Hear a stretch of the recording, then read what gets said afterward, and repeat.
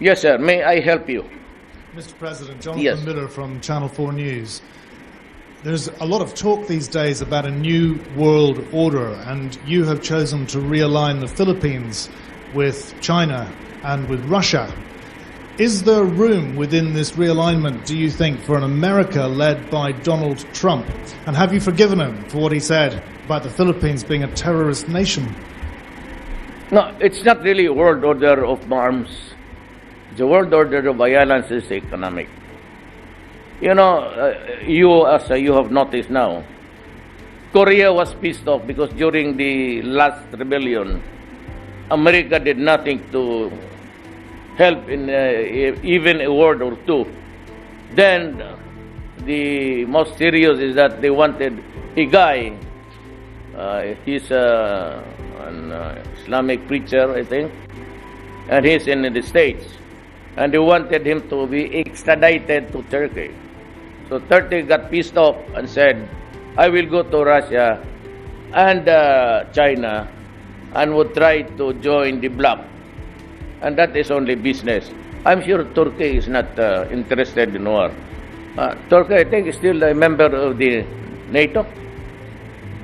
So he cannot be an alliance with another militarily if he has this membership with NATO or NATO. What I'm saying is that's why I said I'm redirecting the policy. Usually, even in the past years, when we talk about purchases of arms, it's always the made in America, period.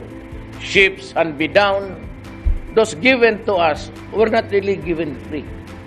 They were the mothballed vessels, say assets, not needed by America anymore, and were then given to us with a, not really for a song, but for a price.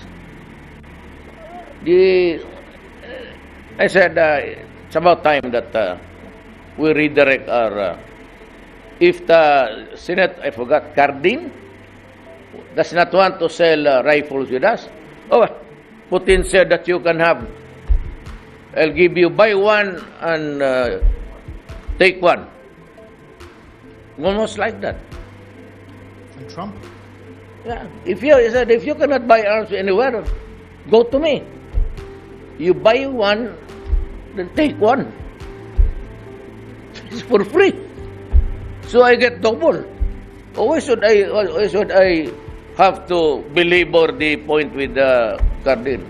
If it does not want us to be allies, then we'll go to Russia and China. You don't deprive your ally with arms because your ally has to protect its public and to keep the order internally and to foreign aggression, to repel.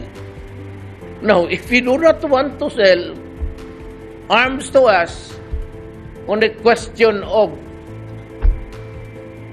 I just had my figures when I was flying in, I was reading something. The deaths of America was 40, annual, 40,000. Why is it? And the moment they talk about, that's the vote in the US Congress. What's a popular view? Because there are pressure, as I have said. That State Department has, because of your multiracial population. They have groups there. The LGBT, they go to State Department guys, they go to Liberia and offer aid and assistance. But, they said, come out with the law that would allow same-sex marriages. What's happening? What are the principles that the builders of America, they have lost along the way? Why do you have the Philippines? Do you not even know that the first 2 months of operation, even before the election, there were already a lot of killings? Even before I was elected, there were, look at the records. The first 2 months were not ours. We do not wrap people with plastic tape. There's no need. If you want to kill the drug addict, just shoot him in the head. Why do you have to carry him from there? And those were the purging and the cleansing of, I said, there were a lot of generals there. As a matter of fact, when I came in, I said, I named them publicly. I told them before the elections, leave the service because if I get to be there, I will name names. So it was a free-for-all. You now realize that there are so many municipal and the city. One died in prison. I don't know. Maybe I'll do research and give you the answer one of these days. So, how do you expect to just say make the to assume rather that it's all killed by people of government when the mayors themselves were into it, and there are still mayors still there playing the narco politics game. And I'm warning them again. You might not want it to hear it, but you will not only lose your funds, you will lose your life. Mr. President, just before you go, sir, you did raise earlier the comparison with Latin America and narco state. The narco states of Latin America were, as you know, associated with the term death squads too. And in this country, since you became president, in the 5 months since you became president, more people have actually been killed than died during the 9 years of the Marcos dictatorship, which we've also been talking about. I could ask the same question. Why is America losing 40,000 lives, drug-related cases? What makes the Philippines different from America? May I ask you? In terms of drugs, what is my color with the color of America? With the number respect, of sir, people it's not losing death. sanctioned in America. It's What? Not, with respect, it is not sanctioned Yes. by the president, sir. Yes, it is not. That is what you say. But who supplied the arms? Who invaded a country, Nicaragua? Was it Nicaragua? Panama. You want to talk about the law? Oh, look what America did. They invaded Panama. The president still in prison in the United States. They invaded the country on a question or in the issue because drugs were flooding America and they had to take out, forgot the name. Same. America went to war. So, they destroyed not only the sovereignty, they fractured the country. It's non-existent, actually. And they had to kill Saddam to get the leader. So where is the hypocrisy? Where is the hypocrisy here? The Iraqis are dying. They are against each other. And because America went inside on a pretext that there were weapons of mass destruction, only to admit to the world.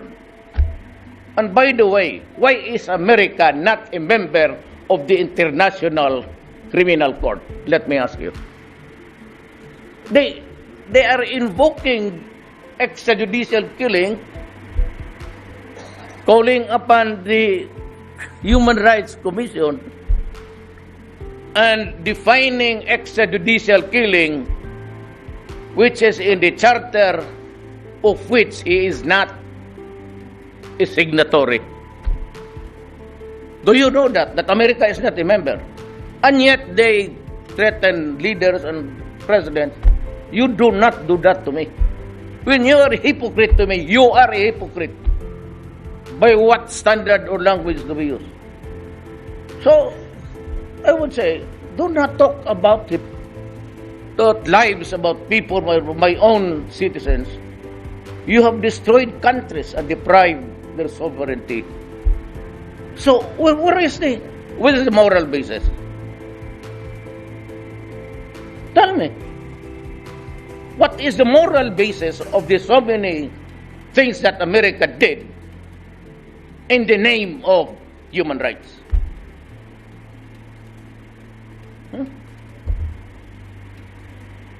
Let us, when we talk about national issues, international issues, we have to set the parameters, or else my country, hindi naman ito lalabas. I'm not sure you will publish this or let it out in the air.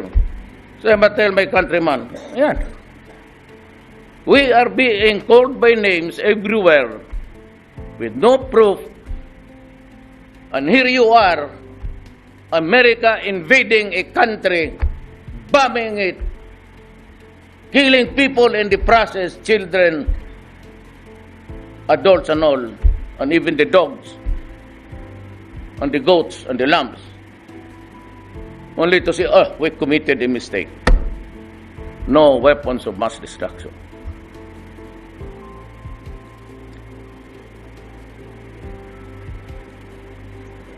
So I call upon now the human rights of America to consider this.